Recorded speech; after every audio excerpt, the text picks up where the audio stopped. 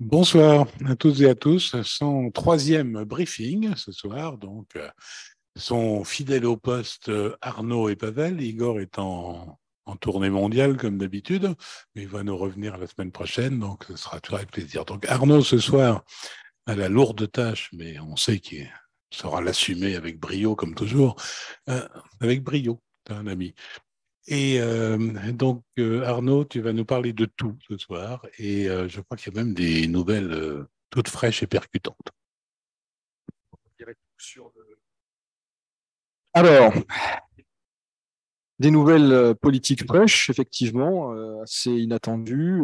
Vladimir Poutine, qui vient d'effectuer un petit tour en voiture sur le pont de Crimée, qui venait d'être restauré, réparé après, on s'en souvient, l'attaque par les services ukrainiens le 7 octobre dernier. Donc, au début, il était question de travaux qui devait durer des mois, voire 18 mois. Finalement, les choses ont été plus vite que prévu.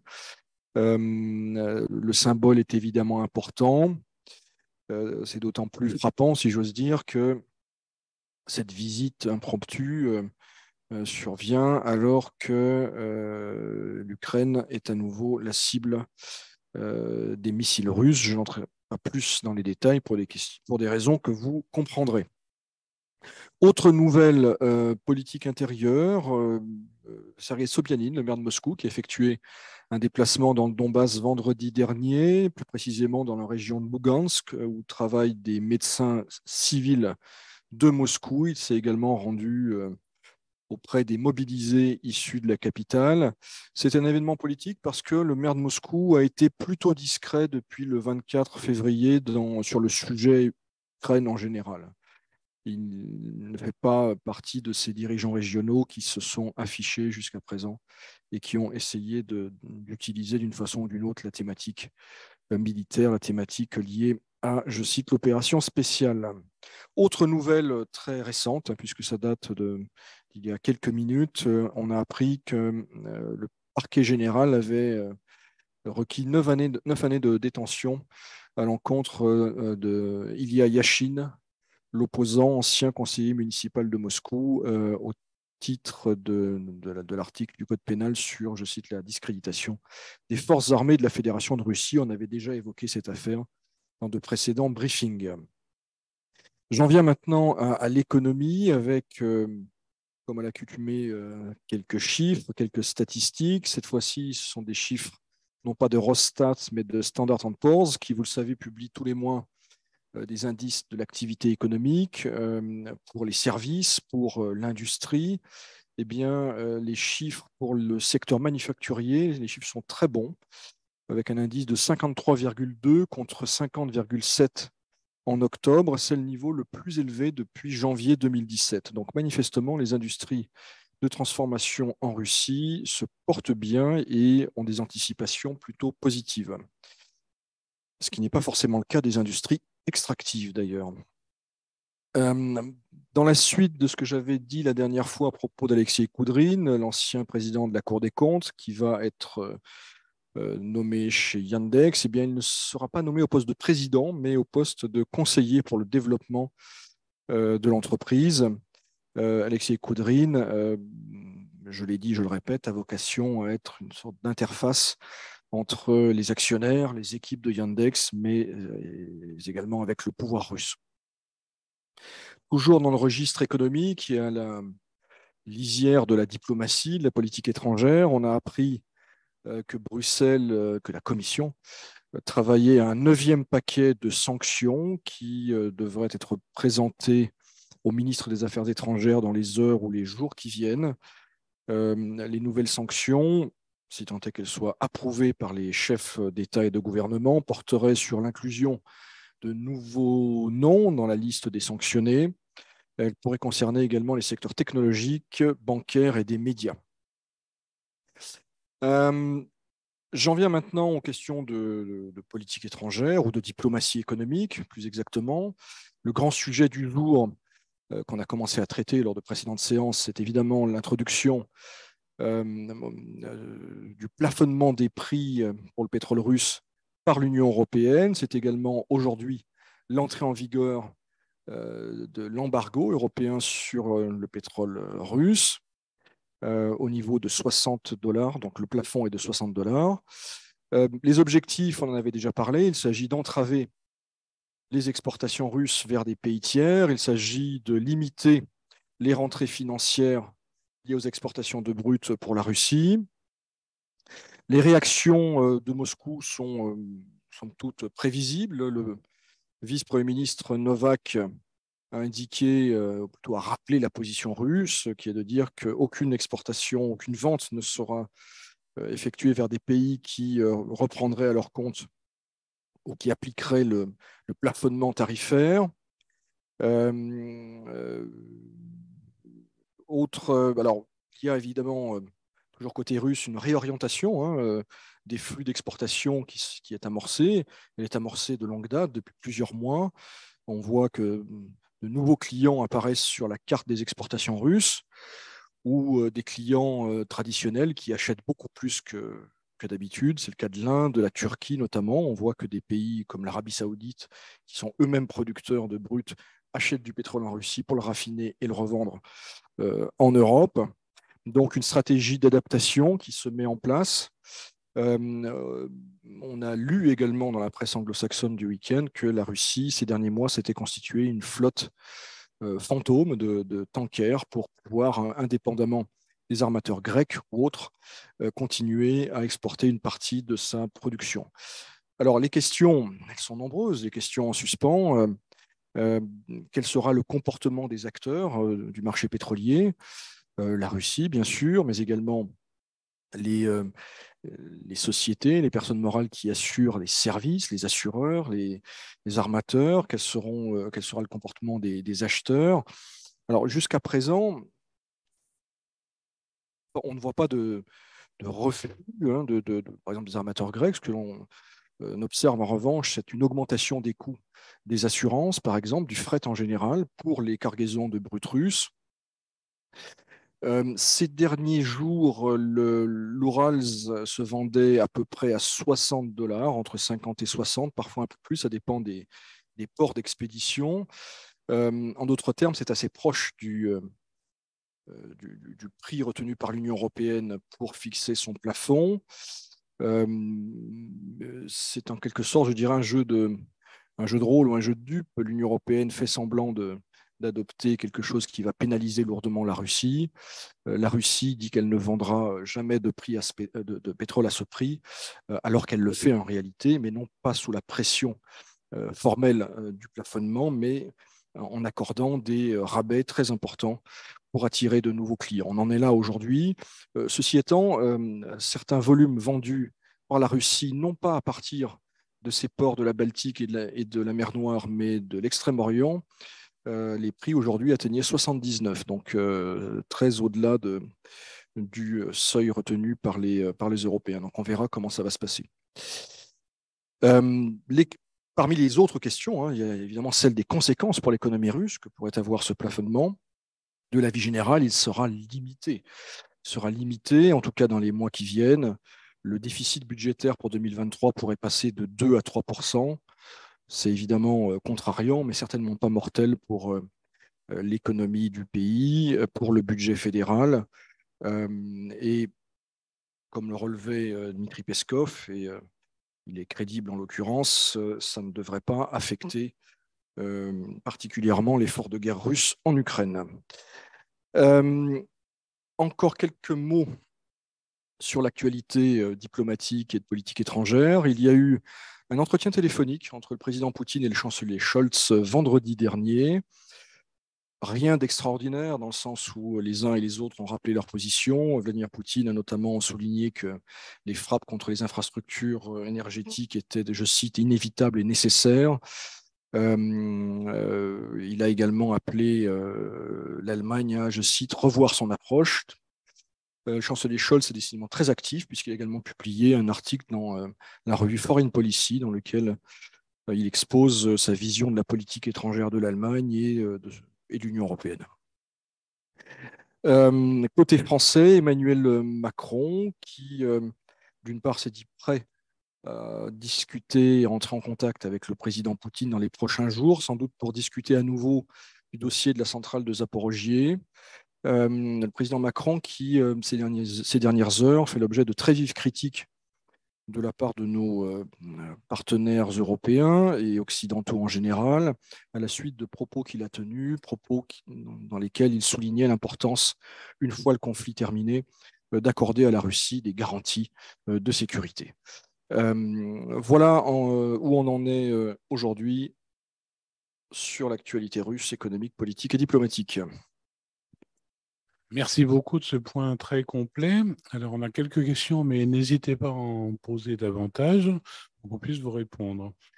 J'ai une première question. Qu'est-ce que c'est que la flotte fantôme de pétroliers russes? La Russie, par le biais d'intermédiaires, souvent basés aux Émirats arabes unis, dans le Golfe, mais pas seulement, on l'apprend, j'allais dire, au fil de l'eau, a racheté des tankers souvent assez âgés, mais encore opérationnels, pour pouvoir se substituer, enfin remplacer une éventuelle défaillance peu probable en réalité, mais d'autres compagnies grecques notamment qui pourraient être dissuadées de continuer à transporter du brut. Donc la Russie, en sous-main, s'est constituée une flotte. Euh, Certains disent une centaine, d'autres disent 200 tankers qui seraient prêts qui vont sans doute d'ailleurs dans les jours et les semaines qui viennent, transporter du brut russe vers des destinations connues ou moins connues d'ailleurs, pour ne pas exposer les éventuels acheteurs. Ce sont des tactiques de contournement de sanctions qu'on a déjà vues pratiquées par l'Iran et par le Venezuela. Merci de ces précisions importantes. Alors, une question dont je ne saisis pas complètement de la logique, mais ce sera peut-être plus clair pour toi. L'Europe s'approvisionne en énergie à un prix très élevé actuellement à cause des sanctions. Les États-Unis mettent en place un plan de soutien de leur industrie. Au final, l'industrie européenne ne va-t-elle pas être plus compétitive? Ça va être moins, j'imagine. Et produire en Europe, ce sera trop élevé, probablement. Oui, c'est le sujet qui monte ces derniers jours dans les cercles politiques, économiques européens, et la presse s'en fait l'écho. D'une part, il y a un sujet énergétique en Europe, avec des prix du gaz, mais surtout de l'électricité qui explosent, avec une problématique également parfois franco-française, EDF, il y a beaucoup de réacteurs en maintenance, sans parler de choix politiques antérieurs qui ont sans doute contribué à la situation actuelle. En tout cas, le fait est que la France, si on parle d'elle, pour la première fois depuis très longtemps, risque d'être confrontée à des problèmes de coupure de courant cet hiver. Et pour ceux qui auront du courant, il sera très cher, en particulier les entreprises qui ne bénéficieront pas du fameux bouclier tarifaire. Alors, il y a la situation française, mais c'est une situation qui en réalité est très répandue au niveau du continent et on voit depuis quelques semaines des faillites se multiplier en Italie, en Allemagne, ou des usines qui préfèrent arrêter leur production plutôt que d'acheter de l'électricité qu'elles ne peuvent plus payer. Le deuxième volet du sujet, c'est la fameuse loi américaine auquel il est fait référence dans la question. Les États-Unis ont mis en place, ont voté une loi qui, d'ailleurs, paradoxalement, avait été saluée dans un premier temps par Mme von der Leyen au moment de son adoption il y a quelques semaines. Peut-être qu'elle ne l'avait pas lu dans son intégralité. Il s'agit très clairement d'une logique de protection, de subvention pour sauver l'industrie américaine. Les Américains font ce que nous, on ne fait pas, ou on ne veut pas faire, ou on ne peut pas faire, je ne sais pas. Et ce que l'on voit, c'est un début de migration d'industriels européens vers les États-Unis. Un certain nombre de grandes entreprises européennes ont envisagé un transfert de leurs activités vers les États-Unis. Donc c'est voilà, un sujet à tiroir extrêmement dramatique en réalité. Et encore plus pour la France où la désindustrialisation était très avancée. J'imagine que ça a été un peu au centre des discussions lors du passage du président Macron à Washington. Et est-ce qu'il y avait une dimension plus russe, enfin, entre guillemets, dans ces conversations? Alors, le sujet a certainement été abordé, le sujet donc des subventions américaines au secteur énergétique et à l'industrie. Le président Macron genre, je n'ai pas les termes précis du communiqué, mais a interpellé son homologue américain sur les distorsions de concurrence que cela induit. De l'avis général, en tout cas ce que j'ai lu de la presse française dimanche matin et ce matin, ça n'a produit aucun effet. Donc il est très improbable que les États-Unis renoncent à leur politique, malgré le début de protestations plus ou moins crédibles, plus ou moins qui portent plus ou moins. Alors, je ne doute pas de la sincérité du président Macron. S'agissant de Mme von der Leyen, encore une fois, c'est un peu plus problématique au vu de ses déclarations antérieures. Pour revenir aux États-Unis, j'en profite pour rappeler quelque chose que j'avais oublié dans mon exposé. Donc la question russe, oui, enfin la question russe et ukrainienne a été également abordée par Biden et Macron. Et ce qui est intéressant, c'est qu'on perçoit de façon assez cohérente des appels ou des déclarations qui vont toutes dans le même sens, en fait, hein. Donc, j'ai parlé de Macron et des garanties de sécurité qu'il faudra apporter à la Russie. Le président Biden s'est dit prêt à discuter avec Vladimir Poutine. Alors, certes, à certaines conditions. La condition, c'est que Poutine veuille la paix. On n'y est pas encore. Et puis, il y a toujours la presse américaine, la grande presse, entre guillemets, qui publie des éditoriaux ou des articles allant dans le sens d'une modération, de la nécessaire modération de l'allié ukrainien. Donc, à suivre dans les semaines qui viennent, effectivement. Et sur ce sujet-là, les positions américaines et françaises sont peut-être assez proches, en réalité. Oui, on entendait beaucoup parler ces jours-ci de la crainte ou la nécessité de ne pas avoir une Russie trop faible. C'est quoi pour des questions de risque d'éclatement de la Russie elle-même? Quelle est la crainte en réalité? Alors, de mémoire, c'était l'article du Time, je crois, qui a fait beaucoup de bruit. C'était, en gros, en substance, il ne faut pas que Poutine gagne, mais il ne faut pas que l'Ukraine gagne trop non plus, en fait. Voilà, c'est trouver un équilibre. Alors, je ne sais pas ce qu'il y avait dans la tête des auteurs, dans quelle mesure ces écrits sont spontanés ou reflètent, je dirais, la pensée d'un ministère ou d'une autre. Mais l'idée qui était également dans les déclarations de Scholz, hein, c'est que, in fine, il faudra se retrouver à la table des négociations. Et le simple fait de l'évoquer, alors, même si ce n'est pas pour tout de suite, hein, les gens, que ce soit Scholz, Macron, ou même Biden, disent bien que ce sera quand l'Ukraine choisira, quand l'Ukraine, bon, que ce n'est pas tout de suite. Bon, mais le simple fait de l'évoquer, ça choque beaucoup à Kiev, manifestement. Et ça devient problématique pour les capitales occidentales. Mais effectivement, on n'en est vraiment pas encore là. Alors, retour à des choses plus concrètes. À partir de quel prix le baril russe n'est plus rentable? Et je pense que c'est surtout que le problème, c'est quel est l'impact sur le budget. Oui, tout dépend en fait, ça dépend de plein de paramètres. Où le brut est extrait, si on parle de gisements de Sibérie occidentale en service depuis les années 80 ou 70, les coûts de production sont très bas, hein, peut-être 8, 10 dollars.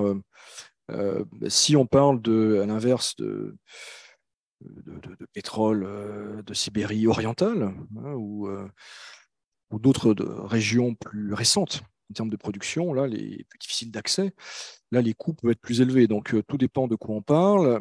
Et puis, il y a des choses qui ne sont pas forcément très connues, en tout cas pas dans l'immédiat. Je parlais des frais d'assurance, des frais d'apprêtement. Donc, est-ce qu'un baril à, à 60, il est évidemment rentable, à 50 aussi, 40 probablement encore.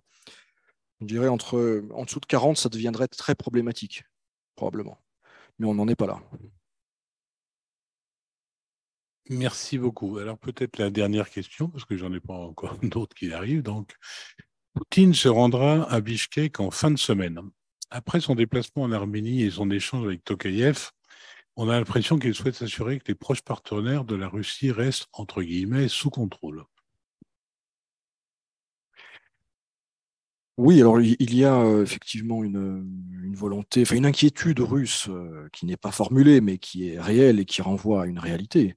C'est effectivement qu'il y a du flottement. Il y a du flottement parce que les uns et les autres voient qu'elle est très occupée en Ukraine militairement, que ça patauge, si j'ose dire.